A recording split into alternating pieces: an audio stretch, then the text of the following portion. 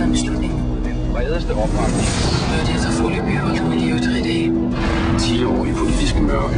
Han spiller samme spil som vi gør. Jeg ved ikke rigtig, hvad jeg skal gøre. Det er en kniv i ryggen på min egen søn. De lyver om det her for at hjælpe Drejer til magten. Hun har sendt det direkte til Ritzau. Kan du se, hvad hun gør? Det er klassisk taktik for spindoktoren. Du vil skrive en historie, der slår en syg mand ihjel. Historie?